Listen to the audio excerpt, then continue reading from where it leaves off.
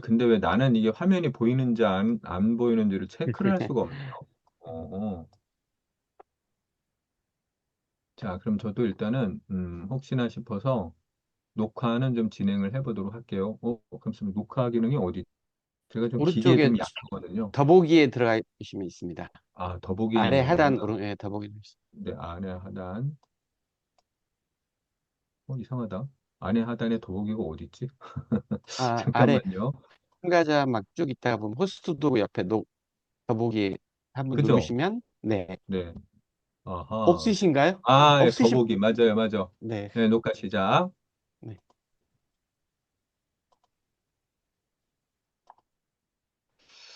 네, 자, 반갑습니다. 이제 요번 그 4박 5일간 저희 한 20명 되시는 분들이 그 열화를 중심으로 한 공간을 이렇게 여행을 하게 됐고요. 물론 우리가 이제 밖으로 나가는 데는 뭐 여행이라는 거 있고 관광이라는 말이 있잖아요. 사실 관광은 한자적으로 보면 어원은 이제 되게 좋은 뜻을 가지고 있어요. 근데 오늘날에는 좀 우리가 이제 인문학자들이 그 여행과 이제 관광을 조금 이제 구별했었을 때 관광은 기본적으로 이렇게 이제 단체 관광 이렇게 가가지고 이렇게 이제 우리가 유명한 곳 이렇게 이제 돌아다니는 그런 맥락에서 이해를 하고요. 여행이라고 하는 개념은 뭐 이제 그 공간을 좀 더 자기만의 느낌으로 이렇게 많이 체험을 해서 이렇게 우르르 똑같은 것을 보고서 똑같이 느끼는 게 아니라 좀 자기만의 시선으로 바라보는 그런 이제 어떤 체험을 우리가 여행이다라고 구별을 해서 쓰기는 하지만 뭐 어쨌든 간에 그런 게 중요한 것 같지는 않고요. 이번에 저희가 함께 열화 이제 4박 5일간 함께 이렇게 인연을 나누게 되었습니다. 제가 아는 한 여기 이제 같이 참여하시는 분들이 뭐 특정한 그런 이제 인연이 이렇게 이제 같이 이렇게 공동체의 인연이 있는 게 아니고요. 대개 한 분 또는 두 분, 아마 많으면 세 분? 뭐 이렇게 되게 한두 분이 개별적으로 이렇게 이제 모인 거예요. 그러니까 이 중심은 이제 열화 여행이라고 하는 그 호기심, 이제 그게 중심이 될 것 같아요. 근데 뭐 이 가운데는 이제 제 강의를 좀 들으신 분도 있고 좀 오래 들으신 분도 있지만은 또 처음 인연을 맺는 분들도 굉장히 많이 있습니다. 그래서 이제 열화라는 공간이 어떠한 곳인지 좀 미리 우리가 조금이라도 이제 좀 배우고 가면은 분명히 더 의미가 있을 거라고 봅니다. 뭐 우리 유홍준 이제 선생님이 사랑하면 알게 되고 알면 보이나니 그때 보이는 것은 이전 것과 같지 않으리라. 나의 문화유산 답사기 책 이제 앞부분에서 하신 말씀인데 우리 이제 고전에 근거를 두고 있는 말이에요. 그거를 살짝 이제 변형을 했죠. 그래서 이제 아는 만큼 보인다라는 게 있습니다. 물론 전혀 모르고 떠나면 이제 그 모르면서 처음 보는 광경이 주는 즐거움도 있지만 근데 이제 아무것도 모르고 가게 되면은, 뭐가 중요한지, 그 공간이 이제 어떤 의미인지 모르면은, 그야말로 수박 겉핥기식으로 또 될 수도 있어요. 그래서, 뭐, 저희 이제 부모님 같은 경우에, 뭐, 중국의 그런 이제 멋있는, 어떤 산들, 이제 뭐, 장가게라든가 이런 데 갔다 오시면, 멋있었어. 라는 말씀을 하시죠. 그냥 자연 자체가 주는 그 경이로움, 이제 그런 즐거움이 당연히 이제 있으니까. 근데 또 한편으로는, 우리가 배우는 즐거움이라고 하는 것도 있어서요. 기왕이면은 좀 더 가서 그곳에 갖는 의미 이제 이런 거를 알게 되면은 남들이 보지 못하는 또 나만의 느낌과 정서가 있지 않을까라는 생각이 듭니다. 그 열화라고 하는 것은 제가 이제 잠깐 여기서도 얘기를 했지만 일단 먼저 서설을 좀 얘기를 하자면 그 3년 네. 전에 EBS와 서울대 교수 이제 그 진이 이렇게 모여가지고 세계를 움직인 책 이제 100선을 선정을 하는 작업을 했어요. 근데 이제 세계를 움직인 책이니까 아무래도 우리나라보다는 왜냐하면은 우리가 동양고전 할 때의 동양고전은 대부분은 중국 작품이 많잖아요. 그래서 뭐 우리가 동양고전으로 배우는 논어맹자, 뭐 사기, 삼국지 뭐 장자, 노자 이런 것들이 전부 이제 중국 것이잖아요. 그래서 되게 동양 고전하면은 중국 또 이제 근래에는 뭐 노벨문학상 작가도 이제 나오는 뭐 일본 이런 것도 하지만 사실 우리나라에는 세계를 움직인 책에 선정할 만한 책이 과연 있는 것인가? 라는 의구심이 들기는 하는데, 그러나 이제 우리나라 교수자들과 이제 진행을 한 거다 보니까 거기에 세 개를 넣어줬어요. 그래서 다산 정약용의 목민심서. 사실 목민심서는 다산의 개인 저술이 아니라 이제 여기저기 흩어져 있는 행정에 관련된 것을 모아가지고 분류한 책이거든요. 그래서 이제 문학서라고 볼 수도 없고요. 엄밀하게는 행정지침서인데 다산 정약용이 가지고 있는 이 위상 때문에 목민심서를 넣어준 거죠. 그 다음에 이제 그 홍대영의 의산문답, 이 의무려산에서의 문답이라고 하는 책이 있는데 이거 굉장히 이제 천리산문이라고 해가지고 허자와 실홍이라고 하는 이제 두 사람이 서로 이렇게 이야기를 이제 나누는 건데 읽어보면은 사실은 일반인이 특히 읽는다면 아무 재미도 없고 무슨 얘기인지도 잘 모를 수 있어요. 근데 이제 그 안에 담고 있는 사상의 깊이, 뭐 예를 들어 인간과 사물은 평등하다. 그 다음에 우주는 무한하다. 지구는 하나의 별들 중에 하나에 불과하다. 그 다음에 예전에 중화 사상으로 이제 이렇게 중세 시대까지는 중국을 중심으로 한 오늘날에 이제 중국 몽으로 일컬어지는 그런 어떤 중화 사상에 이제 갇혀 있을 때 담원 홍대영은 모든 나라가 중화가 될 수 있다. 이런 생각이 의산민답이라고 하는 이제 그 이야기 안에 담겨 있다 보니까 우리 고전 지성사, 사상사가 나아간 최고 수준의 그런 높이와 깊이를 갖추고 있기 때문에 이제 학자들이 의산문답을 한 거고요. 하지만 문학, 사상, 이런 문학 사상서라는 맥락에서 보면은 이제 저는 이 유일한 책이 바로 열하일기라고 하는 생각을 가지고 있어요. 그래서 이제 뭐 고미숙 고전 평론가가 세계 최고의 여행기라는 이제 이야기도 했고요. 또 많은 우리 고전 학자들이 이제 열하일기야말로 우리 고전이 나아간 최고 수준의 높이와 깊이와 너비를 갖춘 책이다라고 이야기를 하고 있고요.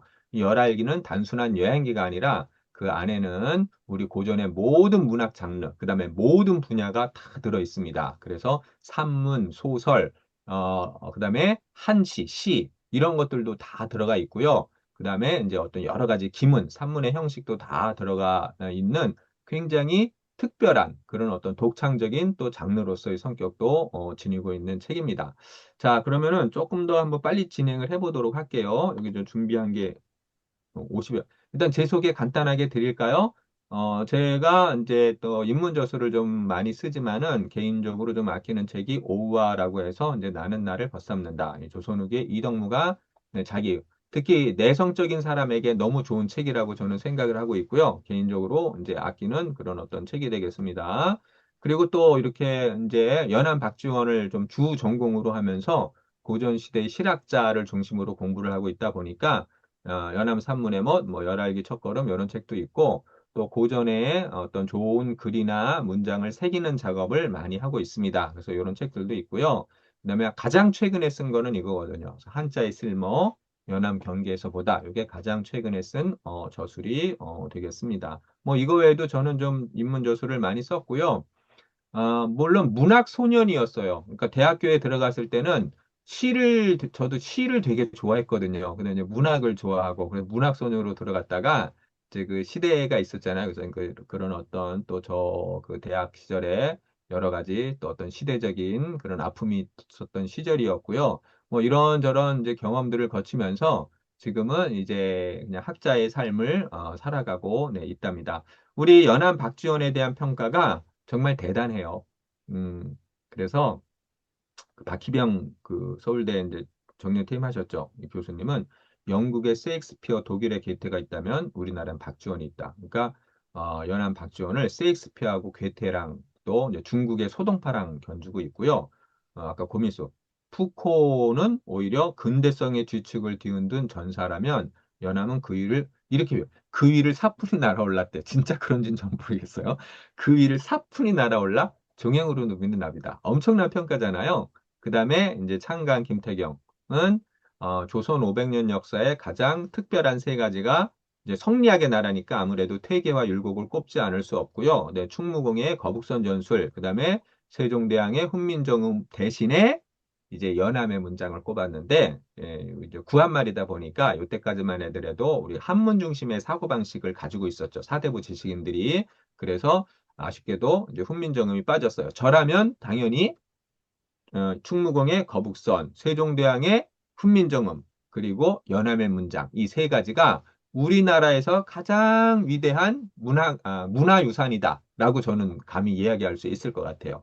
이 연암의 글과 문학은요, 그 시대를 뛰어넘어서 포스트 모더니즘을 살아가는 지금 이 시대와도 통하는 그런 현대성을 지니고 있는 거의 유일한 작가다라고 생각을 하고 있고요. 저는 개인적으로 현대에 한강이 있다면 고전에는 연암이 있습니다. 그리고 어떤 시대를 아파하고 그 시대의 어떤 모순과 그다음에 인간들의 그런 어떤 이제 내밀한 그런 문제를 갖다가 이야기한다는 점에서는 공통적이지만 그러나 이제 방식이라든가 표현이라든가 이제 이런 것들에게는 이제 많이 다른 이제 그런 지점들이 있다라고 보시면 되고요.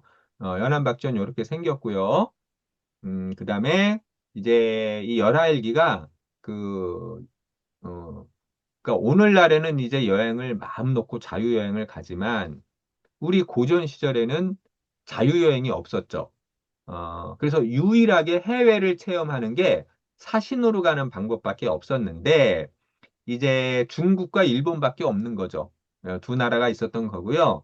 근데 그 명나라 때는 우리가 중화사상이라 해가지고 되게 이 중국만이 그러니까 한족 중국이 바로 이제 문명의 나라고 나머지는 오랑캐. 지금식으로 때문에 또 야만인일 수도 오랑캐다라고 하는 거를 너무 자연스럽게 받아들였어요. 그래서 오늘날 우리가 미국과 유럽을 갖다가 이렇게 이제 떠받들듯이 이제 우리 고전 시절에는 이제 중국을 이제 특히 한족이어야만 해요. 한족을 갖다 떠받들었는데 그래서 그 중국에 사신을 갈 때는 조천록이라고 해가지고 천자에게 조회 간다. 근데 이제 청나라는 여진족, 만주족이다 보니까 오랑캐였어요. 왜냐면은 문명인의 가장 기본적인 상징은 머리를 묶어야 되거든요. 이 공자님이 머리를 묶어야 문명인이야, 문화인이야 라고 말씀을 하시는 바람에 머리를 풀면 야만인이라고 생각을 했었는데 이제 뭐죠? 그 만주족 청나라는 변발이잖아요. 그래서 청나라도 오랑캐다. 그래서 이제 우리 조선은 우리 조선만이 문화인의 전통을 보존하고 있고 나머지 나라는 다 이제 오랑캐가 되었다. 이렇게 생각을 했기 때문에 예, 강대국 청나라에게 병자호란 때 지고서 또 조공예를 바치면서 중국에 갈 때는 조천록이라는 표현을 쓰지 않고 그냥 연경에 여행 간다. 지금은 이 페이징을 북경이라고 부르잖아요. 근데 연경이라고도 불렀는데 조선 후기 때도 연경과 북경이라는 말은 같이 썼어요. 근데 연경이라는 말을 쓰는 이유는 그 북경이 연나라의 수도이기도 했거든요. 그래서 연경은 연나라의 수도다라는 맥락에서 썼던 말이고요. 또 북경이라는 용어도 같이 썼습니다. 그래서 중국에는 1년에 늘 서너 차례를 갔는데 일본은 총 통틀어서 12차례를 밖에 안 갔고요. 그 중국에 이제 이렇게 뭐 일본에 갔다 오면은 우리 선비들은 옛날에 하는 일이라고는 책 읽고 글을 읽고 글 쓰는 일밖에 없었죠. 그래서 수많은 여행기를 남겼는데 지금 현재까지 그러니까 이렇게 이제 발견된 게 한 600여 종이 돼요. 그 발견된 여행기, 중국 여행기. 열하일기는 그 여행기 중에 하나다. 이렇게 이제 보시면 되겠습니다. 자, 그리고 이제 한번 중국에 갈 때는 대략 평균적으로 조선 후기에는 200명에서 300명이 갔던 거고요. 근데 이렇게 생각하시면 돼요. 2, 300명이 갔지만 그러니까 중국에서 숙식비를 대주는 공식 수행원은 30에서 40여 명이에요. 30여 명. 그러니까 요 사람들은 누구냐? 이제 외교부 장관이 가야 되잖아. 이걸 정사라고 부르고 외교부 차관이 있어요. 옛날엔 부사라고 불러요. 그다음엔 서기관이 가요. 이렇게 이제 기록하는 사람. 요렇게 세 명의 사신이 있는 거예요. 외교부 장관, 외교부 차관, 서기관, 정사, 부사, 서장관이라고 불러요.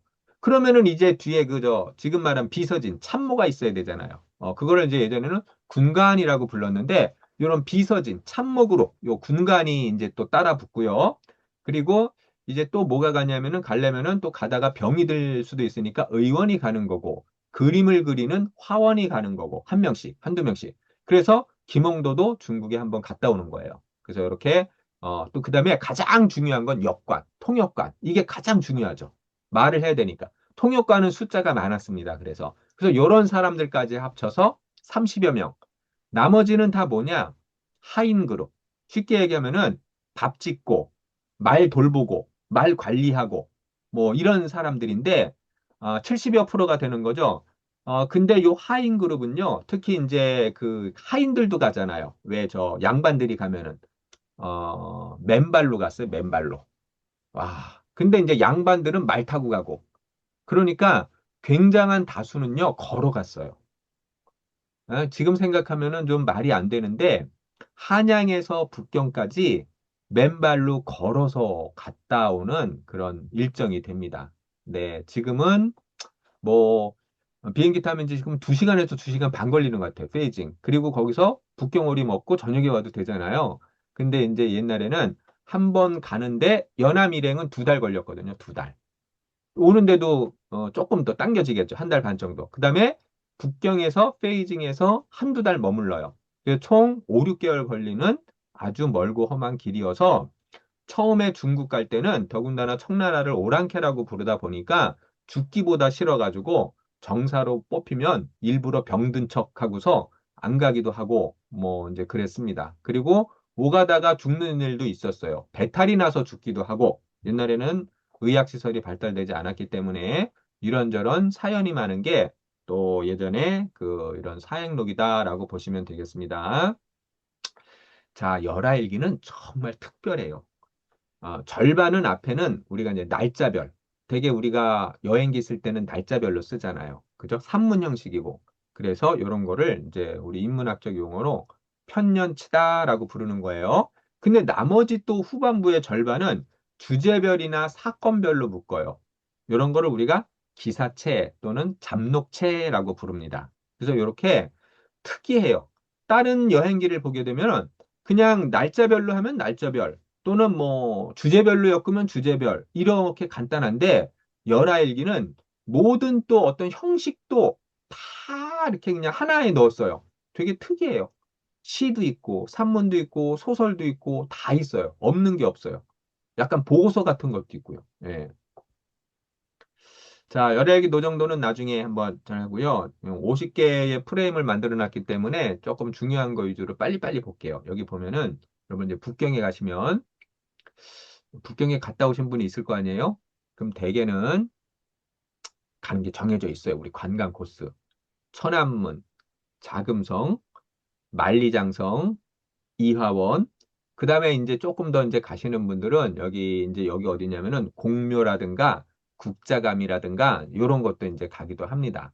근데 이제 우리 답사 코스는 원래 달라요. 중국의 이 답사 코스는 이제 대개 어디를 가냐면은요. 여기 일단은 유리창 이번에도 가게 되죠. 유리창이라는 것을 가고요. 그다음에 여기 천주당, 관상대 여기를 꼭 가요.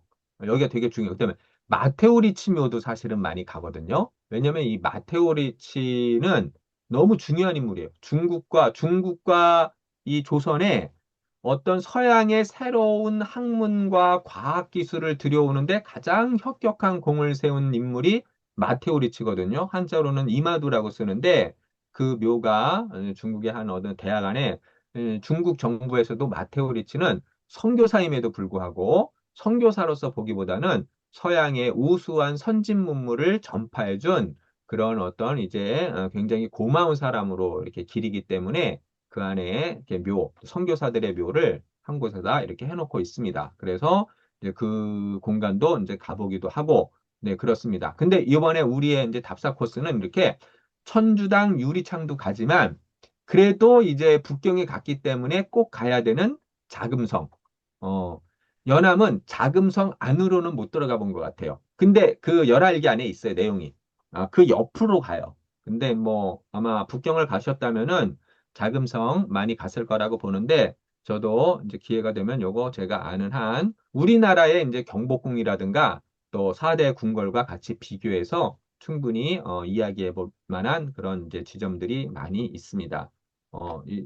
여기 저 글자가 너무 작으니까 그냥 넘어가도록 할게요. 일단 먼저 유리창. 좀 이거 듣고 가셔야 돼요. 왜냐면은 여러분들이 그냥 가시면 이게 뭐야 하실 거예요. 왜냐면은 이게 유리창이라는 공간은 지금 우리나라로 따지면 명동과 인사동을 합친 그런 이제 기능을 하는 곳이에요. 근데 이제 이 시대에 유리창은 그러니까 베이징에서도 가장 가장 번화한 곳이에요.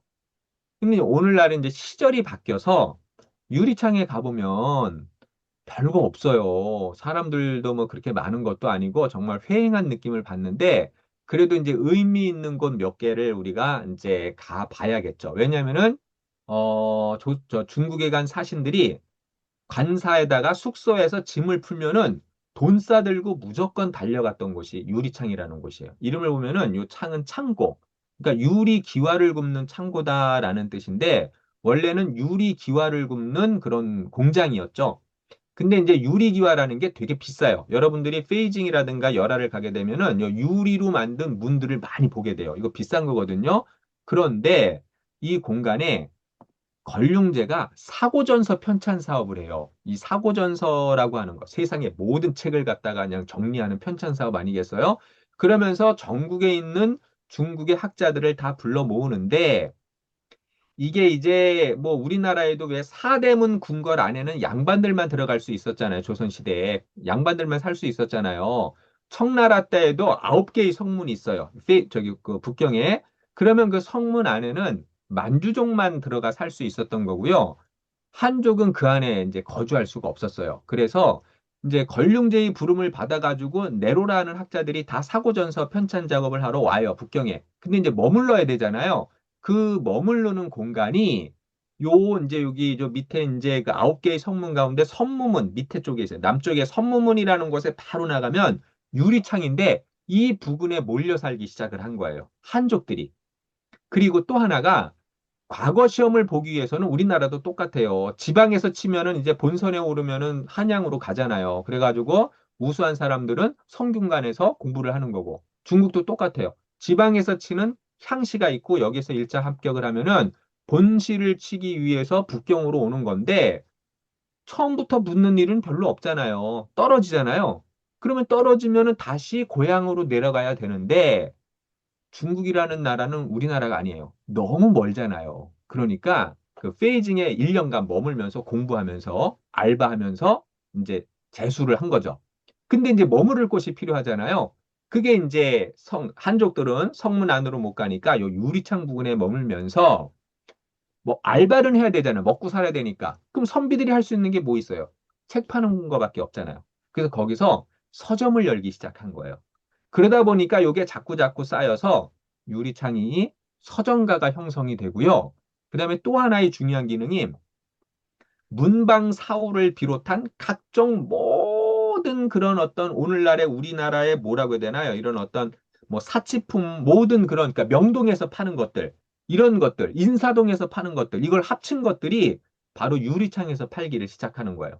서점가이면서 문화 중심가가 됩니다. 그래서 조선의 사신들은 이 유리창에 가가지고 모든 돈을 다 투자를 해가지고 그다음에 이제 책을 사죠. 왜냐면은 우리나라의 수십 분의 1이니까. 그, 네, 죄송합니다. 목이 벌써 이게 저녁이라서 잠기기 시작했는데, 죄송해요. 이거 벌써 이러면 안 되는데, 우리나라에는 책이 한 질이 집 한 채 가격이기도 했어요. 귀했으니까. 근데 중국에는 반각본이라 가지고 이게 저 상하 우리나라에 이제 딱지본이라는 게 있잖아요. 왜 저 이제 19세기 말에서 20세기 딱지본 소설 이런 어떤 반각본 이 상업용으로 찍는 것들이 이제 많이 있다 보니까 이게 수십 분의 1이에요, 가격이. 그다음에 또 지금은 우리가 유럽제 하면은 그냥 막 사족을 못 쓰시잖아요. 근데 이제 조선 시대에는 중국제가 최고급이었거든요. 그러니까 모든 문방 사호들 막 붓, 벼로 그다음에 또 하나가 이제 중요한 게 이런 걸 넘어서 가지고 우리가 이제 우리 조선 시대의 르네상스가 영정조 시대예요. 이거를 르네상스라고 불러요. 우리 조선 시대의 르네상스. 문화의 부흥의 시기. 이 문화 부흥의 진원지가 바로 유리창으로부터 들어온 각종 뭐 이렇게 쉽게 얘기하면 여러분들 자명종, 안경 이런 게 다 유리창부터 산 거예요. 정조도 안경 썼죠. 다산 정약용도 안경 썼죠. 이게 다 유리창으로부터 사온 거예요. 그래서 유리창은 이런 모든 문화 상품, 그 다음에 문방사후 책이 있던 공간이 유리창이다 보니까 조선 사신들은 이 유리창에 무조건 달려갔고요. 또 여기서 중국의 학자들과 만나서 대화 나누면서 어떤 한중 그런 이제 지식인 교류에 물꼬를 튼 모든 공간이 바로 유리창이기 때문에 이 유리창이 갖는 의미는 우리 조선 지성사에서 가장 강력한 그런 변동의 근원지다라고 보시면 돼요. 그런데 이제 여기 이제 얘기를 다 했고요. 근데 어떻게 여기에 이렇게 서점가가 형성이 될 수 있었냐 하면은요. 아까 그 항저, 제가 이제 뭐 겨울에 이제 항저우를 갔다 오긴 했지만 항저우부터 북경까지 운하가 있었어요. 그러니까 사실은 서점 출판으로 유명했던 게 저 항주, 소주 같은 곳들이 출판 서점으로 되게 유명했어요. 그러니까 여기에 있는 책들을 운하를 통해서 베이징까지 싣고 올 수 있었던 거예요. 그래서 서점가로서의 위상을 많이 가지고 있었다라고 보시면 되고요. 또 지금 숭실대학교 기독교 박물관에 그 연행도 13첩이 있거든요. 그 가운데 13척이 유리창 이제 그림으로 추정을 하고 있어요. 그래서 여기 이제 유리창을 나타낸 건데 사실 여기 이렇게 좀 조금밖에 안 그렸지만 특이한 게 여기 낙타도 있거든요. 그러니까 아라비아 상인들, 서양 사람들도 여기 많았다는 걸 알 수 있고요. 그다음에 조선 사신들이 유리창에 가면 뭘 놓냐면은 어깨가 서로 부딪혀고 사람들이 너무 붐벼가지고 내가 이게 어깨가 부딪혀서 힘들고 눈을 어디에 둘지 몰랐다. 너무 신기하고 화려하니까 눈을 어디에 둘지 모를 정도로 신기했다. 근데 이제 담원 홍대용은 뭐라고 얘기를 했냐면은 나라가 이렇게 사치스러운 걸 보니까 망국의 길로 갈 것 같다. 이런 식으로 평가를 하는데 담원 홍대용이 훗날에는 깬학자가 됐지만 요때 중국에 갈 때만 하더라도 굉장히 전통 성리학자였거든요. 그러다 보니까 이렇게 좀 검소함과 거리가 먼 거는 전부 이제 사치스럽고 이런 거는 해서는 안 되는 그런 생각을 많이 가지고 있었죠. 예. 그래서 우리가 이제 저희가 가봐야 될 곳은 여기 정도 가보시면 돼요. 영보당이라는 곳이 이제 중국에 굉장히 오랜 곳인데 여기가 또 왜 유명해졌냐면은 이제 문재인 전 대통령이 바로 영보당을 방문했어요. 중국에 갔을 때 특별히. 그래서 이제 더 유명해졌는데 이 안에는 세계 최대의 벼루가 있습니다. 그래서 단계석, 예, 단주 지역에서 나는 가장 이제 비싸고 좋은 이게요. 그러니까 요 돌이 하나짜리거든요. 이거 되게 이게 지금 이게 몇 미터더라? 한 2, 3m 될걸요? 세계 최대의 이제 그 단계연으로 만든 벼루가 되겠습니다. 그래서 이게 되게 이제 유명하고요. 요 주변에는 수천만 원, 수억을 호가하는 그런 비싼 그림들, 서화가 중심이거든요. 이런 것들이 굉장히 많이 이제 이렇게 네, 있습니다. 네. 여긴 여와 보천이라고 써 있네. 네, 여와. 뭐 이런 것들은 나중에 제가 뭐 설명을 해 드리도록 할 거고요. 그래서 여기는 한번 감상할 만하고 굉장히 큽니다. 그리고 이제 요 맞은편에 그 중국 서점이라는 곳에 가셔야만 유리창에 간 의미가 생기는 이유는 이제 유리창은 오늘날에는 너무 그러니까 좀 뭐라 해야 되나 너무 좀 초라하고 좀 약간 소박해 보여요. 우리에게 교보문고가 있잖아요. 그러니까 우리는 이제 서점을 어떻게 보면 세계 최대의 그런 서점들이 있어요. 동양 최대의 서점, 뭐 세계 최대인지 모르겠고, 이런 서점들에 익숙해져 있기 때문에 이제 이 오늘날에 이런 서점은 뭐가 볼 게 있겠어요. 다만 요 맞은편에 중국 서점에 보면은 200년 전에 우리 조선의 사신들이 서점에 들어가서 입을 딱 벌리면서 너무 놀라죠. 왜냐면 우리 조선에는 서점이 없었거든요. 수천, 수만 권의 이제 책들을 보면서 입을 다물지 못하는데 그러면서 공통적으로 그 글에 보면은 찌라고 하는 걸 굉장히 신기해요. 책마다 찌가 꽂혀 있다. 이걸 신기해 하는데 바로 그 찌가 있는 유일한 곳이 이 서점밖에 없어서 그래요. 그러니까 200년 전에 책을 갖다가 이 놓은 것과 똑같이 놨어요. 그러니까 오늘날에는 우리는 책이 있으면 여기 역사를 바꾼 백책이구나. 이런 식으로 꽂아 놓잖아요. 책집은. 근데 이제 고서는 이게 불가능해요. 그러니까 옆으로 하는 거예요. 옆으로. 옆으로 해놓고 요거를 되게 신기해하는 거죠. 옆에 이렇게 하얀 종이로 된 요 찌를 신기해하는데 이제 가까이 다가가서 보시면 여기에 이제 당연히 책 이름이라든가 가격이라든가 저자 이런 걸 여기다 써서 이런 형태예요. 이런 것들은 이제 우리 고전에서 특히 책 좋아하는 분들 200년 전에 연안박지원이 놀라고 담원 홍대영이 놀랐던 것과 똑같은 그런 어떤 이제 형태와 그다음에 이제 체계를 갖춘 공간은 딱 하나밖에 없습니다. 유리창에서. 뭐 이거 그래서 언제 저는 없어질지 모르겠는데 책을 살 수가 없어요. 제가 가격을 봤더니 야, 전부 수백만 원, 수천만 원이에요. 몇 억짜리도 있어. 이런 고서들이. 확실히 고서의 가치는 살 수 있는 게 없어요. 여기 저 고서는. 확실히 고서의 가치는 우리가 이제 매길 수가 없는 것 같습니다. 예. 요거 한번 확인해 보시고요. 근데 이제 참 재밌는 게 연암은 그 유리창에서, 그러니까 다른 사신들은 전부 이제 눈이 휘둥그레지면서 볼 때 참 특이해요. 어떤 누각에 올라가지고, 내가 한 사람의 친구를 얻을 수만 있다면 참 여한이 없겠네. 그러니까 사람들이 막 보글보글 대니까 오히려 거기서 외로움을 느낀 거예요. 특이하죠?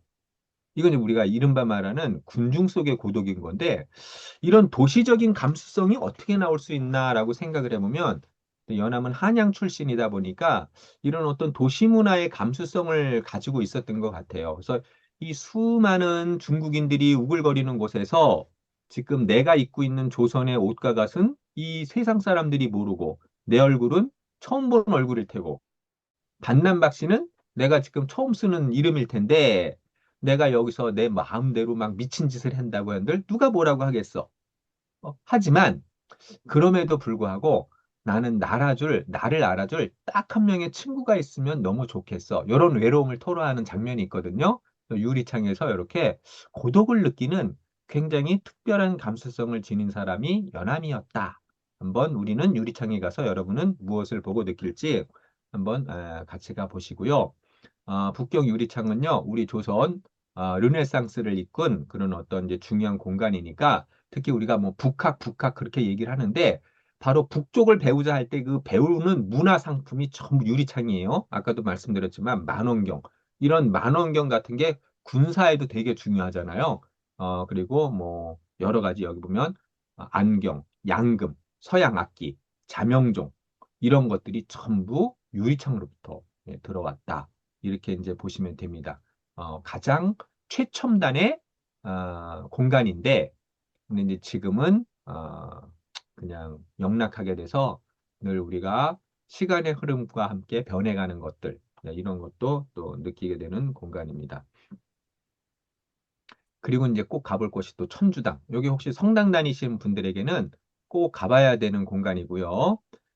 중국에는 네 개의 천주당이 있거든요. 그래서 동천주당, 서천주당, 남천주당, 북천주당. 그래서 동당, 서당, 남당, 북당이라고 하는데 조선의 사신들이 갔던 곳은 다 남당이에요. 왜 남당이냐면은 관사에서 가깝기 때문이에요. 가장 가까이에 있어서 남당을 이제 주로 갔는데 이 성당이라는 게 종교적 기능으로서의 의미로서 중요한 게 아니라 서양 선교사들이 있는 곳이다 보니까 서양의 과학기술을 전파하는 핵심 전초 기지가 바로 천주당이었어요. 네, 그래서 중요하고요.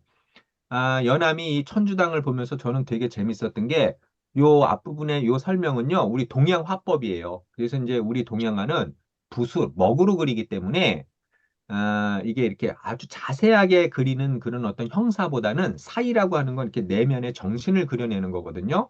이런 사이지법이 그려내고요.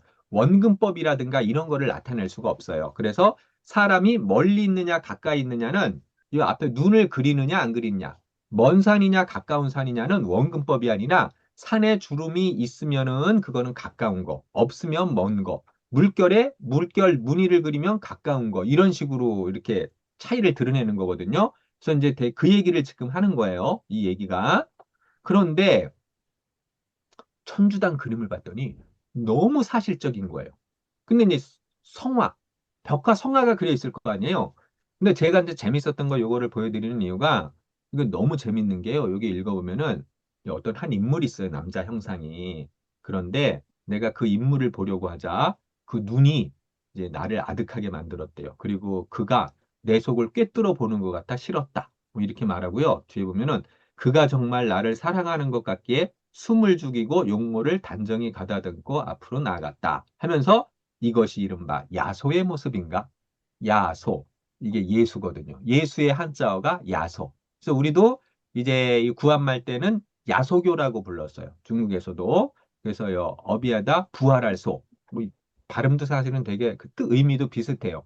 그래서 예수의 형상을 보고서 그거를 가지고 이렇게 한 게 되게 특이하더라고요. 예, 연안박지원 유학자인데 그러면서 여기 또 한 부인이 어린아이를 무릎에 앉혀놓고 있는데라고 하는 게 제가 봤을 때는 아마 마리아가 이게 어린 예수를 안고 있는 그림 같은데 근데 그 이제 막 천사들일 텐데 근데 이걸 읽으면은 어, 뭐 되게 웃기게 썼어요. 재밌게. 그래서 뭐 박쥐 같은 모습도 있고 뭐 빙글빙글 돌고 있다 막 이제 이런 식으로 표현을 해서 과연 이게 무슨 그림이지? 이렇게 좀 신기하게 만드는 그런 또 묘사가 있는데 근데 이제 이 천주당 그림에서 뭘 놀랐냐면은 그 음양이라든가 원금 너무 그 실물과 똑같은 사실적인 그림 이런 거에 너무 놀라가지고 이제 이 천주당에 있는 그림이 우리 조선 후기에 회화의 또 어떤 그런 서양화의 영향을 받아서 그런 회화의 또 어떤 변화를 이끈 그런 역할을 했던 곳이 이 천주당이기도 해요. 서양의 천주, 이렇게 서양의 어떤, 뭐라 해야 되나, 책들이라든가 서양화 그림은 이미 선조대 이후부터 들어온 걸로 확인이 돼요. 읽어보면은. 그래서, 실제로 이제 서양의 기술과 과학이 이미 17세기 이후에 조금씩 조금씩 이렇게 알려지기 시작을 해서요.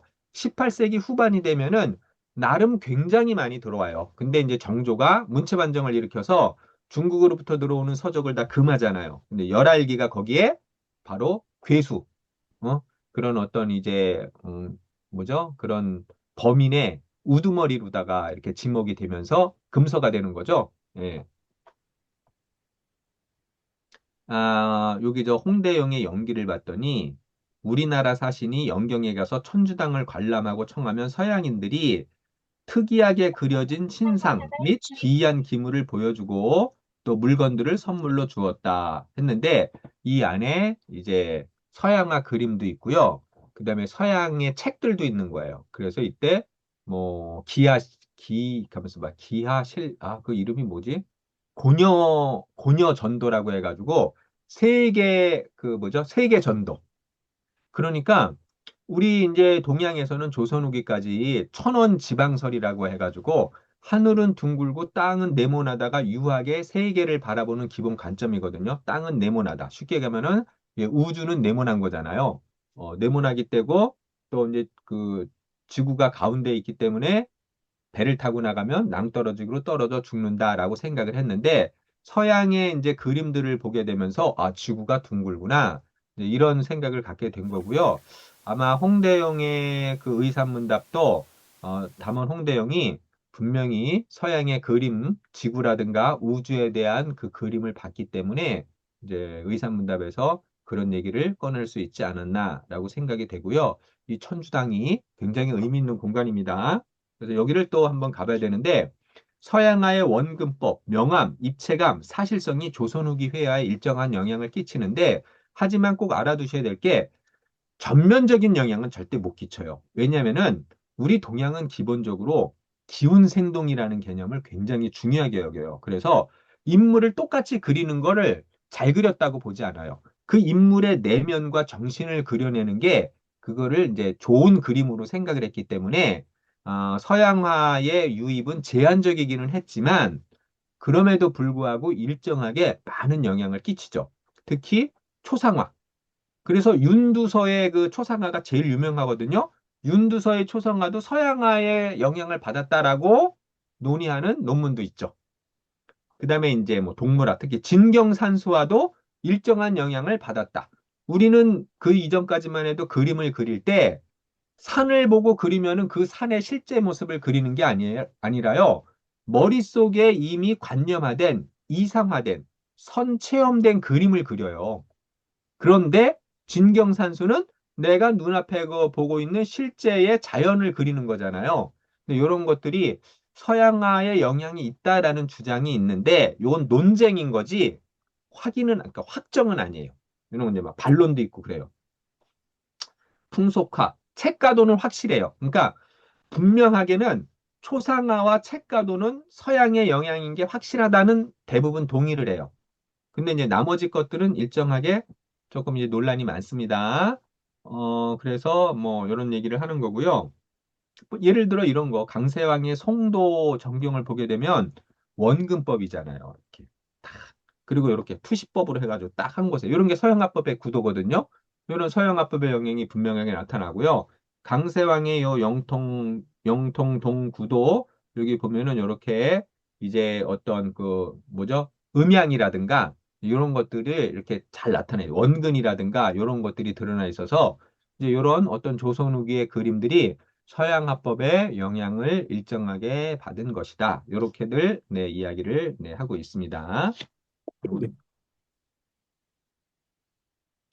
천주당은 한번 이제 같이 가실 거니까 요거는 뭐 이제 나중에 자세히. 근데 요게 원래 그러니까 연암 박지원이라든가 홍대영이 봤던 이제 그 성당은 이제 좀 불에 타서 특히 의화단 1900년대 초반에 의화단에 난 때 좀 불에 타가지고 새로 건축을 하다 보니까 약간 서양의 그런 이제 기법이 많이 드러나 있죠. 예.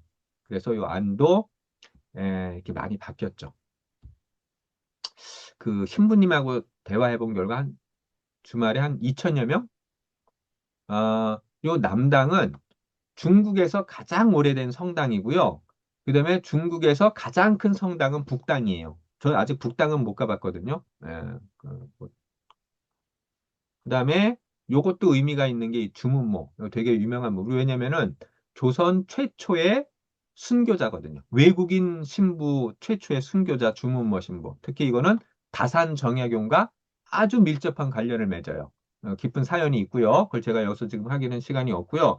근데 이제 제가 대학원 시절이나 첫 강사 시절에 갔을 때는 이게 없었는데, 갑자기 근래 갔더니 이게 있었던 거예요. 중모 신부의 동상이. 그 봤더니, 지금 한 10년 된 것 같은데, 우리나라 천주교 쪽에서 이제 이 최초의 중국에서 우리 조선의 백성들을 사랑해서 압록강을 건너가지고, 어서 선교 활동을 하다가 1801년 그 신유 사옥 때 이제 자기 나라로 돌아가지 않고 가다가 돌아서 가지고 조선 백성들과 같이, 어? 하겠어! 해가지고 한양으로 돌아와서 잡혀서 순교하신 이 주문모 신보를 이제 기념하기 위해서 우리 천주단 측에서 이거 제작해 준 거예요. 그래서 여기서 이렇게 이제 기념 사진도 중국인 신부님이세요. 같이 이렇게 이제 찍기도 했답니다. 여기도 의미 있는 공간이라는 생각이 들고요. 그리고 이제 여러분들이 그 가게 될 곳이 열하잖아요. 우리가 지금 열하 여행이잖아요. 그래서 원래 조선 사신들은 늘 베이징에서 머물렀는데 연남이 갔을 때는 그 걸륭제가 저 승덕, 열하에서 나는 고이생일을 치를 거야. 하면서 조선 사신들 보고 너희들 빨리 열하로 와. 이거는 예정이 없던 거였어요. 근데 우리 약소국이잖아요. 그래서 부득불하게 이제 열하로 가게 되는데 조선 사신 사상 최초로 열하를 갔는데 제가 자주 들려주는 얘기가 이거거든요. 열하일기가 열하 여행은 그러니까 저 연암의 그 사신 일행은 총 5개월 걸렸어요. 그리고 연암이 열하에 갔다 온 기간은요, 딱 6일이에요. 일주일이 안 돼요. 그러니까 5개월 동안에 열하에 머문 기간은 6일이에요. 그런데 잠시 열하일기 책 하나. 열하일기 책을 이제 번역을 하면은 요거 세 권 나, 세 권. 열하일기 책이 딱 세 권인데 이 열하에 대한 기록이 한 권 반 정도 돼요. 그러니까 6일 동안 머물렀는데 이 쓴 책 분량이 한 권하고 절반. 저는 이게 너무 놀라운 거예요. 6일 동안 여행 갔다 와서 여러분 얼마만한 글을 남길 수 있을까요? 그것도 딱 한 번. 카메라도 없고 녹음기도 없던 시절입니다. 근데 연함은 6일 동안 처음으로 갔다 왔는데 한 권이 넘는 분량의 글을 남겼어요. 자기가 복고 드고 그래서 그게 좀 놀랐습니다. 제가 자주 들려드립니다. 그래서 우리 인생이라는 것도 그렇겠구나. 누군가 70년을 살아도 한 페이지, 한 쪼가리도 안 되는 삶을 남기지만 누군가는 일주일을 살면서도 한 권의 자기의 삶을 이야기할 수 있는 거구나. 우리가 이제 시간을 보낸다고 하는 거, 우리가 삶을 살아간다고 하는 거, 이런 것들을 생각을 해보면은요, 사실은 일주일에도 어떤 그런 한 권의 자기의 삶을 만들어낼 수 있는 거고, 누군가는 70년을 살면서도 10페이지도 안 되는 이야기를 남기기도 하는 것 같아요. 근데 연암의 이 열알기를 남긴 가장 위대한 힘은 두 가지로 저는 보거든요. 그래서 하나는 호기심이거든요. 이 연암의 열알기에서 뭐 호기심을 보면 너무 신기할 정도예요. 새로운 것이면 무엇이든지 담아내. 또 하나가요, 관찰 정신이에요. 와, 그러니까 이 관찰력이라고 하는 게 남들이 보지 못한 것을 자기만의 시선으로 보는 게 늘 있거든요. 그래서 이런 어떤 관찰 정신과 호기심이 열알기를 만든 또 하나가 이제 기록 정신이라고 하죠. 왜냐면 연암은 나중에 이제 보따리 열화여행 갔다 와가지고 사람들이 무슨 선물 받았나 해가지고 보따리를 열었더니 우리처럼 뭐 어떤 뭐 특산품이라든가 또 양주라든가 화장품을 산 게 아니고 거기에는 여행 중에 쓴 일기와 중국인과의 필담 자료가 다였어요. 그러니까 연암은 길을 가면서 사람들을 만나면서 늘 무슨 글을 남길까, 무엇을 기록할까만 생각한 사람이었습니다. 이런 기록 정신, 관찰 정신, 호기심이 이제 세계 최고의 여행기라고 하는 우리가 자랑할 수 있는 최고의 책을 남긴 열하일기를 만든 힘이었다라고 생각을 하고요. 어쨌든 간 연암은 사실은 열하로 가기 싫었어요. 왜냐면 너무 피곤했어요. 이때는 연암 나이가 44살이었거든요. 그리고 자기는 중국 여행이 더 좋았어요. 그랬는데 팔촌형 정사 외교부 장관이 야, 지금 열하 한 번도 안 가본 곳인데 너 처음 가는 거 되게 좋아하잖아. 열화가 어떠냐고 사람들이 물으면 뭐라고 대답할 거야? 이 북경은 다 사람들이 다 가는 거잖아. 열화는 지금 아무도 안 가봤잖아. 요런 게 이제 연암의 자존심을 긁어내는 건데 연암이 여기서 혹해가지고 네, 열화로 간 거예요. 그래서 이제 열화로 떠나면서 이제 우리가 또 가게 될 곳, 자, 두 번째 날에 고북구를 갑니다. 고북구. 여기가 이제 연암의 최애 공간. 그래서 고북구는 만리장성의 한 관문인데 그 뭐죠? 저 북방민족으로 가는 그 관문 아주 요충지기 때문에 옛날에는 전쟁터로 유명한 관문이었어요. 그래서 이제 연암이 여기에서 내가 조선 사람으로는 처음으로 중국을 여기요. 이 만리장성 끝을 가는구나. 이 감격에 겨워가지고 기록을 해야겠다 했는데 물이 없어. 낮에 먹다 남은 술에다가 먹을 갈아가지고 글을 남기죠. 그래서 그게 바로 이제 요 한문으로 된 건룡 45년 경자년 8월 7일 야삼경 조선박지원 이곳을 지나다. 이렇게 이제 남기게 되지요. 그리고 거북고. 예. 자, 이 지금은 많이 바뀌었어요. 이거 제가 이거 언제 시절인지도 모르겠어요. 글씨도 진하고 겨울이었는데 지금은 좀 이렇게 많이 바뀌었어요. 옛날에는 안 그랬거든요. 여기 이제 거북구 마을이고 원래는 저희가 그 조금 올라가면 발룡장성이라고 그래가지고 여기는 저 200년 전의 흔적이 이렇게 그대로 남아 있어가지고 사람들의 발길이 없는 곳이에요. 그래서 네. 이렇게 쭉 이제 이런 곳을 가보면 좋지만 우리가 가는 곳은 또 이제 사마대 장성이잖아요. 그래서 아까 말한 그 고북구 마을을 들려서 연암의 이제 발길 그리고 저희는 이제 사마대 장성이 거기가 또 만리장성 가운데는 그래도 가장 이렇게 좀 으뜸되는 곳으로 뽑는 곳이니까 저희는 요 아까 고북구 마을과 이제 사마대 장성을 가는데 또 연암이 가장 사랑했던 공간은 바로 그 고북구 네, 그곳이다. 같이 한번 탐방을 갈 거고요. 여기는 이제 제가 발견해서 뭐 이렇게 제가 근데 처음 갈 때는 여름철에 갈 때 꼭 저 뭐 선글라스나 안경이나 양산은 갖고 가세요. 저는 뭣도 모르고 그런 걸 하나도 안 갖고 가가지고 너무 얼굴이 많이 탔습니다. 그래서 이제 어떤 한 분께서 불쌍히 여기고 양산을 저한테 이렇게 이제 계속 빌려주셔서 양산을 쓰고 다녔더니 네, 제 별명 호가 양산이 되어버렸습니다. 양산. 네, 저 호중에 하나. 어, 그런 네, 또 사연도 있습니다. 그리고 이제 고북구를 나가자마자 바로 그 최고의 산문 일야 구도하기가 나오는 교과서에 나오는 최고의 산문 일야 구도하기. 구도하라고 하는 그 저 공간도 있어가지고 저희 답사팀은 거기도 간 적이 있거든요. 근데 여기에서 이제 나는 지금의 도를 알았다. 열하일기 처음 보면은 압록강 건널 때 자네 도를 아는가? 이렇게 물어요. 그 수석 여관에게. 그런데 여기서 또 물을 건너면서 나는 이제 도를 알았다. 그 연암은요, 이 중국 여행이 바로 진리를 갖다가 탐구하는 구도자의 여행으로서 떠난 거였어요. 이거는 저만이 발견한 거예요. 예. 그래서 연암은 구도자의 자세로 내가 이제 이 조선의 백성들을 어떻게 좀 이게 좀 어떤 그런 죽음에 맨날 가난으로 그냥 굶어 죽어가고 또 어떤 그 관리들의 그런 폭정으로 인해 가지고 죽어가는 그 조선의 백성들을 어떻게 살릴 것인가 이런 이용우생과 북학의 정신 그리고 이제 또 하나는 자아찾기예요. 자아찾기. 그게 바로 도의 탐구. 그래서 열알기는 우리가 뭐 흔히 말하는 그런 이용우생, 북학 이런 것도 있지만 사실은 이거는 한 인간이 그런 긴 인생, 그런 어떤 여행길을 걸으면서 겪게 되는 온갖 모든 괴로움과 또 사연들도 열알기에 많이 녹아 있습니다. 그래서 이런 것들을 우리가 이해할 필요가 있고요. 여기 명심이라고 하는 너무 유명한 말이 나오죠. 요거는 나중에 기회 되면 좀 더 자세히 얘기를 나누게 되겠습니다. 그래서 우리가 보고 듣는다는 것이 얼마나 한계가 많은가, 이제 이런 거를 다룬 건데, 나중에 자세하게 말씀드리고요. 오늘 제가 여러분과 강의를 지금 그 나누고 있는 부분은 어디냐 하면은, 하면서 지금 시간도 확인해 보면서, 그, 제가 둘째 날 저녁에도 좀 사실은 이제 호텔에서 이렇게 좀 살짝 이렇게 이제 강의를 하는 부분이 있는데, 이제 둘째 날에 들려드릴 거는 둘째 날 이후의 일정이고요.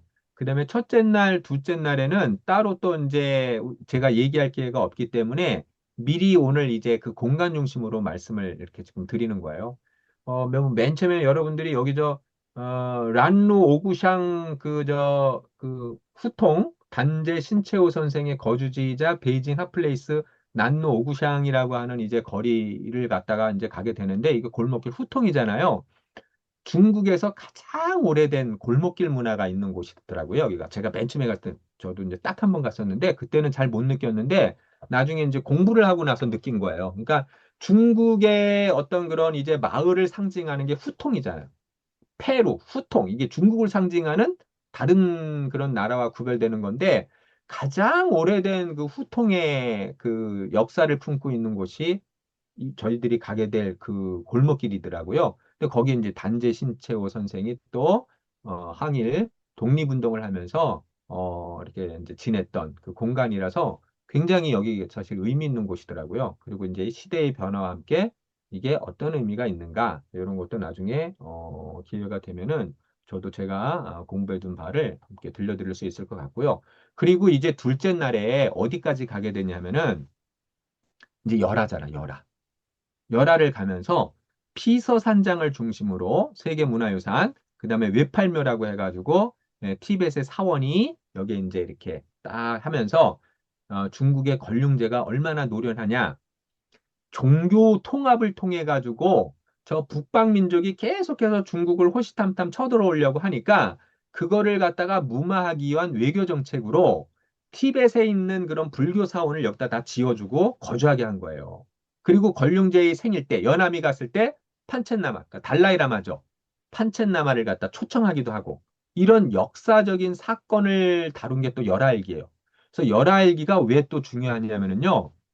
걸륭제의 고위 생일을 기점으로 해가지고요.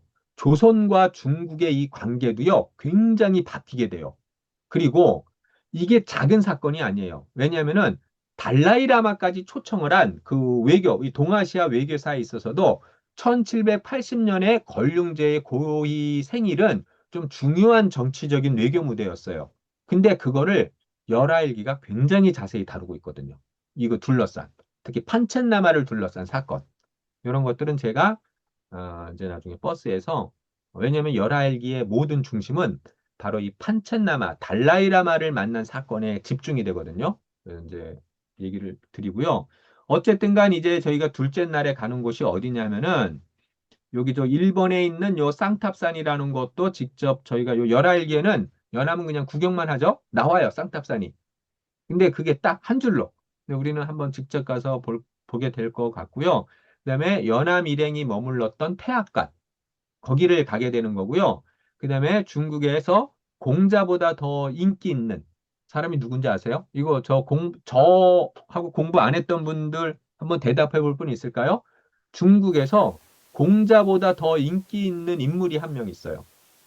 그러니까 공자보다 여기서 인기 있다는 거는 연예인으로서의 인기라기보다는 어떤 위상, 그리고 좋아하는 거, 또는 어떤 그 성인의 반열, 이런 맥락에서 공자보다 더 좋아했던 인물이 있어요. 누굴까요? 네, 맞습니다. 관우예요. 그래서 차이나타운에 가면은요, 관제묘가 있어요. 우리나라에는 이제 동묘에 있죠. 옛날에는 그 저 임진왜란 때 명나라 장수들이 우리나라에 와가지고 왜 너희 조선에 왜 지금 관악묘, 관제묘가 없는 거야? 좀 지워줘. 해가지고 지은 거거든요. 자기네들이 이제 기도하려고. 근데 공자보다 더 인기 있어. 이건 나중에 자세히 얘기해 드릴게요.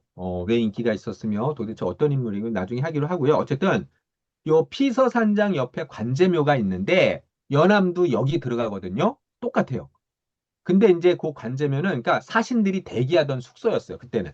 근데 지금도 남아있기 때문에 그 관제묘 이제 그런 것들이 둘째 날 저희가 이렇게 보게 될 공간이 되겠습니다. 그리고 열화 문묘는 태학관과 같이 있는데 이 문묘는 이제 공묘를 문묘라고도 부르는 게 공자의 시호가 문선왕이었기 때문에 문묘라고도 하는 건데 우리나라에도 공묘나 문묘가 어딘가 있을 거예요. 그리고 여러분들 저 우리나라의 문화유산 가운데 향교와 서원이 있습니다. 향교와 서원의 이 구조는 바로 중국과 거의 똑같아요. 문묘의 구조와 같기 때문에 하나만 배워두면은 여러분들이 서원이나 향교를 갈 때 어디든지 그거를 이해할 수 있습니다. 그 공간에 대한 구조를. 이제 그런 거 보는 건데 여기 이제 문묘 태학관 그러니까 쉽게 얘기하면은 조선 사신들을 어디에 묻게 했냐면은 문묘 옆에 묻게 했어요. 그랬는데 제가 정말 바라기는 제가 이거 지금 그러니까 이게 제가 대학원 시절 갔을 때는 문묘를 들어갈 수 있었어요. 근데 이제 10여 년 전쯤부터 공사를 하기 시작했어요. 못 들어가게 하더라고요. 근데 바로 그러니까 작년까지도 공사 중이에요, 계속. 못 들어갔어요. 제발 좀 공사가 끝났기를 바라겠습니다. 이번에 갈 때는. 근데, 야, 중국 사람들도 대단한 게 돈이 되는 것이면 무엇이든 한다. 그래서 이제 그 옆에를 이렇게 봤더니, 이제 이렇게 뭐죠? 표지판 이런 거에 전부 다 이제 거기에 한국어로 다 해줘요. 이게, 왜냐면 우리 같은 답사단이 여기를 온다는 걸 알고, 꼭 한국어로 해주고, 너무 재밌는 건 여러분들 이제 피서산장 가시면 이제 같이 보겠지만, 피서산장을 이제 또 우리 이렇게 그 한국인이 많이 온다는 걸 알고 그 이유가 열화답사거든요. 그래서 피서산장 옆에 연안 박지원 동상 그리고 이제 그거를 이렇게 그에 관한 글도 있는데 되게 웃긴 게 글자가 다 틀리잖아요. 맞춤법이 틀리고. 그래서 이제 또 그런 것도 볼 수 있는데 그게 있어요. 연안 박지원 동상까지 만들어놨어요. 중국인들이. 피서산장 옆에. 근데 문면 다 한국어로 다 써줬어. 우리가 막 찾아가니까. 예. 어쨌든 이제 그런 것도 한번 직접 보시면서 조선 사신들이 또 연암 일행이 여기서 이제 묶으면서 조선 사신 역사상 처음으로 간 곳이거든요. 네, 지금의 또 변화와 뭐 그런 거 한번 살펴볼 거고요. 요거는 이제 제가 들어갈 수 있었을 때 이렇게 찍어둔 거예요. 문묘. 요 문묘에 대한 설명을 여러분들이 다 들으시고 나시면 우리나라의 서원과 향교에 대한 거를 굉장히 쉽게 이해하실 거예요. 나중에 그리고 이제 그 옆으로 태학관인 건데 저게 명륜당이라고 써 있어요. 이제 우리나라 성균관에도 명륜당이 늘 있죠. 그 강학하는 곳. 저 명륜당이라는 곳에서 이제 연암이 중국의 이제 학자들과 만나서 많은 대화를 나누는데 그 대화를 또 하나도 안 빠뜨리고 다 그냥 일일이 필기. 옛날에 이제 이걸 필담이라고 하죠. 다 써가지고 그냥 필담은 원래 글을 쓰고 나면 자기가 쓴 거는 상대방한테 주고 상대방이 쓴 건 자기가 갖는 거거든요. 근데 보니까 연암은 상대방이 쓴 것까지 다 달라고 해가지고 그거를 다 해가지고 그 오늘날 우리 녹음기로 다 되는데 연암은 그거를 다 이제 필담 손으로 쓴 거를 다 그냥 보관을 해가지고 정리를 해가지고 뒤죽박죽 된 거를 그래서 만든 게 열할기다.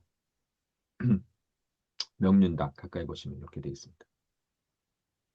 여기 이제 뭐 윤가전이라는 사람은 걸륭제와 동갑이었는데 이듬해에 걸륭제에게 요죠 효수형 당하죠.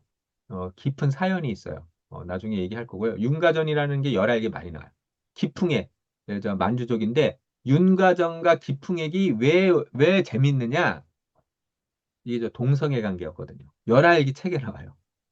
그 다음에 왕민호, 곡정 왕민호는 그 열알계 곡정 필담이라는 부분이 있는데 장장 16시간을 쉬지 않고 필담을 나눠요.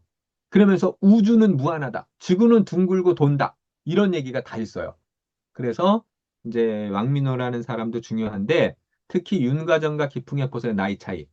70살과 37세죠. 근데 열알기에 보면은 기풍액이 윤가전을 엄청 개무시해요. 막. 그래서 저는 처음에 기풍액이 만주족이니까 한족인 윤가전을 왕무시하는구나. 그래서 저렇게 노인한테도 막 막말을 하는구나.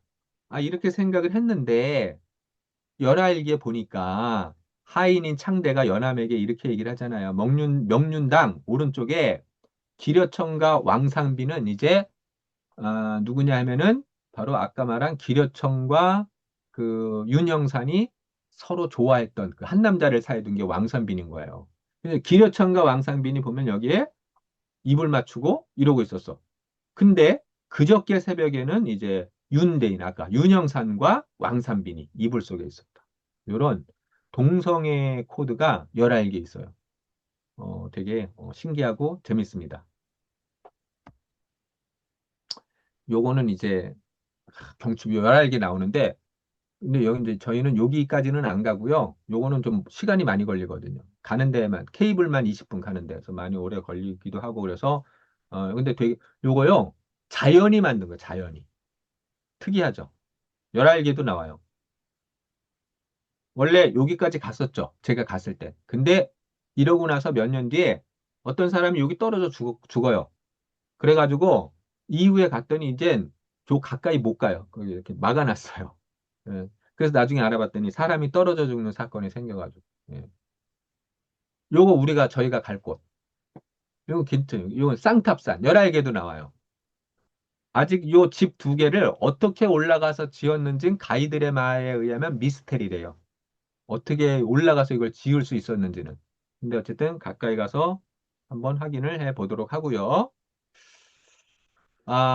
그리고 이제 여러분들이 꼭 가시게 되는 곳이 열화 아니겠습니까? 그래서 이제 피서 산장 때 조금 더 자세히 얘기하기로 하고요. 요거 아직은 요건 3일차니까, 바로 열화 일기에 근원지가 되는 게 피서 산장 안에 있는 요 열화.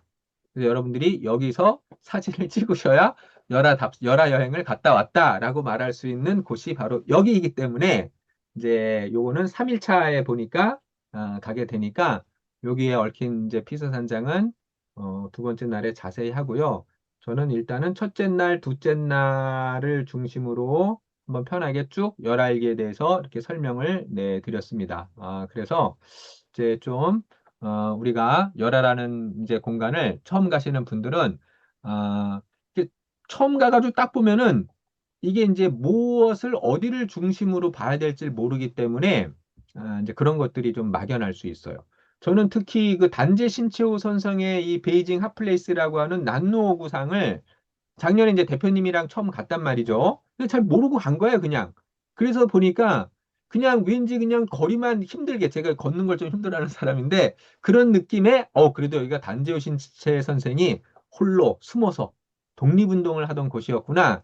이제 요런 이제 느낌 정도만 있었는데 제가 좀 더 나중에 찾아봤더니 여기서 되게 가까운 곳에 문천상 또 사당도 있는 거야. 이거 열하일기에 또 이게 되게 중요한 거로 나오거든요. 문천상이라는 사람이 있어요. 그래서 그 사당이 있는데 바로 이 난로 오구상 거리 중에 하나에 있는 거더라고요. 그래서 저는 개인적으로 이제 시간을 1시간 주신다고 했기 때문에 거기를 좀 찾아가 볼 생각을 좀 하고 있는 건데 그러나 이제 그런 공부가 아니라도 여기는 아주 가장 오랜 문화와 새로운 문화가 같이 섞여 있는 굉장히 특이한 공간인 거예요. 이 후통이.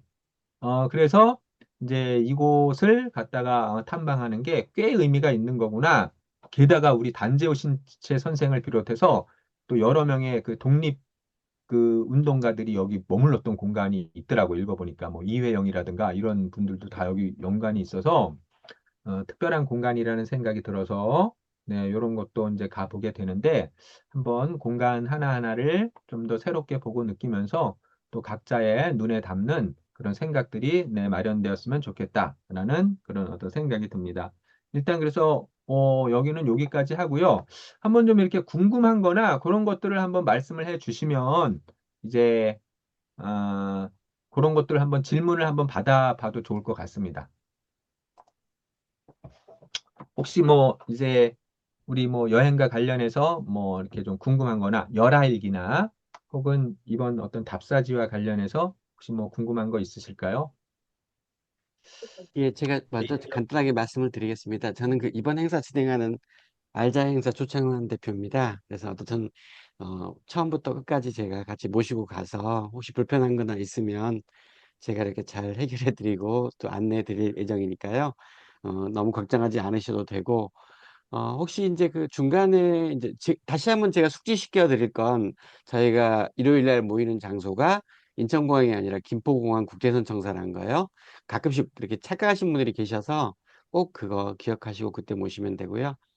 그다음에 궁금한 것들은 이제 지금 혹시 지금 바로 이제 열아기나 관련된 것들은 먼저 물어보시고 또 여행에 관련된 것들은 뒤에 물어보셔도 되고요. 또 저희 또 단톡방 이용하셔도 되니까 이제 편하게 한번 우리 박 교수님한테 물어보시면 될 것 같습니다.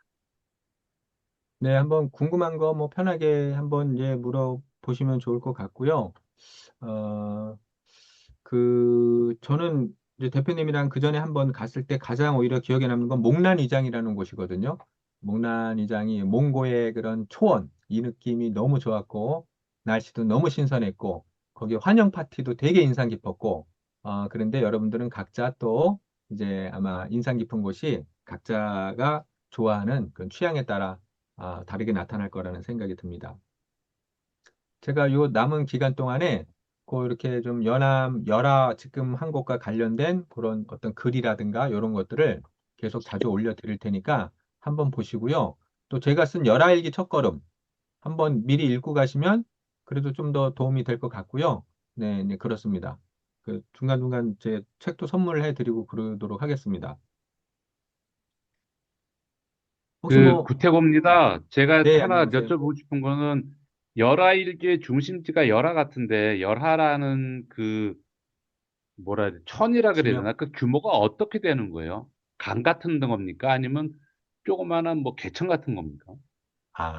네네. 그 열화는 승덕의 별칭이에요. 그러니까 승덕을 열화라고도 불렀던 건데 이제 아까 그거 이제 열화라고 쓰인 걸 보셨기 때문에 그러시는 거죠. 네. 열화라는 게 이제 그 열이 뜨거울 열이잖아요. 그래서 뜨거운 물이 나온다. 그러니까 온천수가 나오는 이제 그 공간이다 보니까 그 승덕, 청더라고 하는 것을 그때도 열화라고도 별칭으로 불렀던 거예요. 뜨거운 물이 나오는 지역이다. 그러니까 승덕시, 지금의 승덕시라고 생각을 하셔야 되는데 그 승덕을 대표하는 가장 중심되는 곳이 피서산장, 유명한 곳. 그리고 이제 외팔묘, 음. 이 두 개가 세계문화유산으로 지정된 곳이고요. 도시의 규모로 본다면 아마 승덕시 어떻게 되는 거죠? 수백만 명일 텐데요. 예, 아, 굉장히 규모가 있는 곳이죠. 승덕 그 지금 열하는 저희가 이게 여행적인 무소에서 제가 말씀을 드리면 그 우리가 지금 아까만 교수님이 보였던 열하라고 하는 바로 그 열하 발원지거든요.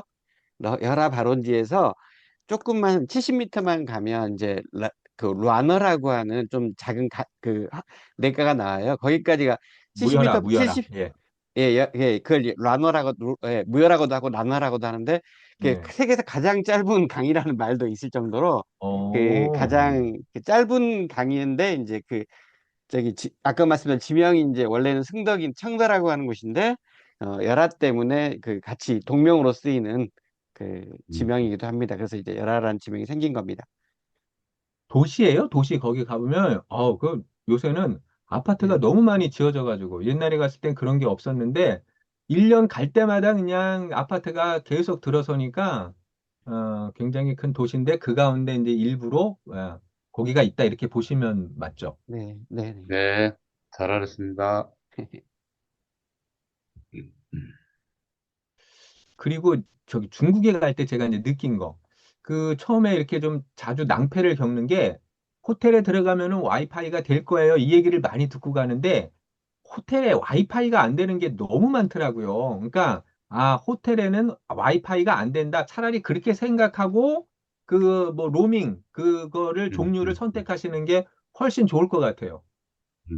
그게 이제 오해가 되는 게 문제는 중국에서 일반 통신 환경에서는 이제 와이파이나 이런 데서 접속할 수 있는 게 한국이나 구글이나 한국 사이트나 구글이나 서부 페이스북이나 이 서구 사이트들은 다 접속이 금지돼 있어요. 그렇기 음, 때문에 와이파이가 되든 안 되든 그건 접속이 안 된다고 보시면 됩니다. 그래서 사람들이 네. 오해하시는데 중국의 네. 사이트는 들어갈 수 있고요. 근데 이제 네. 그래서 제가 이제 제 카페에도 올렸듯이 로밍을 해 가시면 아무런 문제 없이 한국에 있는 페북, 구글, 카톡 다 이용할 수 있습니다. 그래서 로밍은 좀 편하시고요. 그다음에 유심이나 와이파이 도시락들도 접속은 큰 문제가 없는 경우도 많은데 그거는 좀 가끔씩 상황에 따라서 나빠지긴 합니다. 그래서 여러분들이 만약에 가장 안전하게 쓰시려면 요즘에 이제 와이파이가 보통 하루 단위로도 한 10,000원 정도 가고 또 이제 그 한 달 단위로 한 25기가 정도가 보통 한 4, 5만 원씩 보통 통신사마다 다른데 그걸 이용하시는 게 제일 안전해요. 그리고 여러분들이 이제 중간에 통신이 필요하시는데 저하고 이제 제가 로밍에 가니까 저하고 연락하려고 하면 그래도 이제 방법이 없으실 때 와이파이 없는 환경에서도 이제 로밍 하신 분들은 바로바로 일반 전화로 저한테 누르시면 되니까 저는 가능하면 로밍을 좀 권하는 상황입니다. 네, 요거 말씀드린 이유가 이제 대표님 말고 이전에 그 이렇게 안내를 해주기를 이제 가이드가 그 저 호텔에 그 저 이렇게 이제 와이파이가 되니까 굳이 로밍 안 해도 돼요라고 했는데 갔더니 이 와이파이가 안 되는 바람에 고객 불만이 어쨌든 엄청나게 많았던 그 경험이 한번 또 있었고요. 네, 그래서 이제 그거를 지금 가지고 이제 말씀을 드리는 거고요. CCC 계속 안 되는 CCC만 되는 거 맞죠, 대표님? 어떤가요? 좀 충전기. 그 충전기는 지금 아니 그 충전기는 그냥 우리가 저기 플러그를 가져가시면 아무 없이 쓸 수 있어요. 아니, 저 보조 배터리가 왜 배터리. CCC가 아닌 건 안 보조 됐었잖아요. 배터리는 말씀드린 대로 뒤에 이제 국제선은 상관이 없는데 그것도 이제 경우에 따라서는 잡는 경우가 있긴 해요. 그래서 지금 우리나라에서는 CCC 파는 데가 거의 없습니다. 그냥 구글에 저기 쿠팡에서 CCC 배터리 하면 그 보조가 있는 게 나오는데 그걸 사시거나 아니면 가서 버리고 온다고 생각하셔도 되는 보조 배터리는 가져가셔도 돼요. 근데 네. 이제 그래서 저는 어, 그냥 예, 쿠팡에서 그 저 예, 보조 배터리 CCC로 하나 지금 샀어요.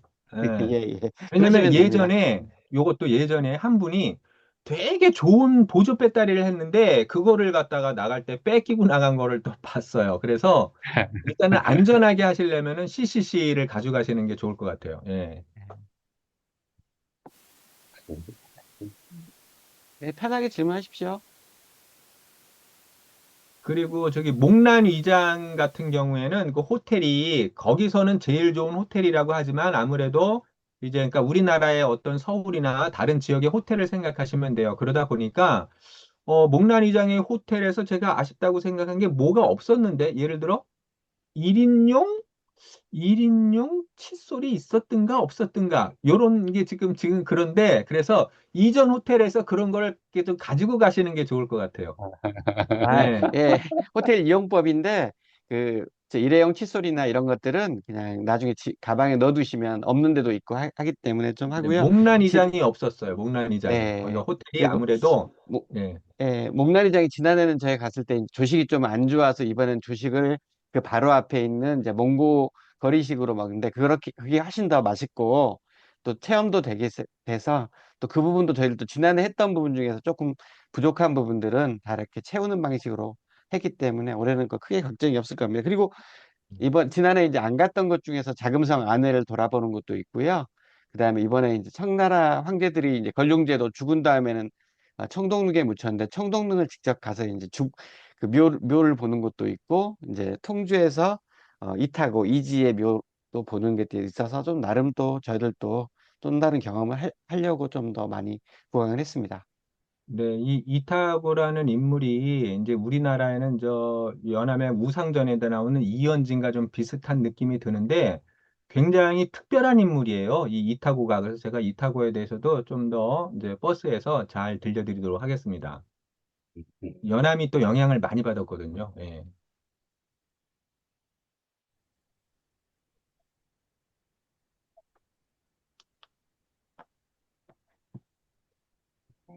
뭐 더 궁금한 거? 어쨌든 이렇게 생각하시면 돼요. 우리 이제 고전이 되게 수많은 고전이 있잖아요. 근데 열하일기는 그러니까 우리 문학 특히 우리 문학과 사상이 나아간 최고의 이제 높이에 있어서 우리 고전학자들이 늘 이구동성으로 이제 이 열하일기는 정말로 우리가 이렇게 세계적인 그런 어떤 이제 문학서로 내놓아도 손색이 없다라고 이렇게 이야기를 하고 있고요. 연안 박지원의 문학이 아직도 너무 이제 덜 알려진 게 많이 이제 아쉬운데, 지금 문학관도 아직 없어요, 연안 박지원은. 우리가 지역에 조금만 이제 유명한 그런 문인들도 문학관 세울 때가 많고 그런데, 하지만 이제 우리가 문화의 세계, 특히 이제 한강 작가도 이제 노벨 문학상을 이제 타고 이렇게 우리가 점차 잡고, 어떤 문학의 위상을 조금씩 조금씩은 이렇게 이제 다르게 생각하는 그런 어떤 이제 문화의 세계에, 연안 박지원은 우리가 저는 그게 충무공 세종대왕과 더불어 우리가 세계적인 반열에 놓을 수 있는 유일한 인물이에요, 사실은.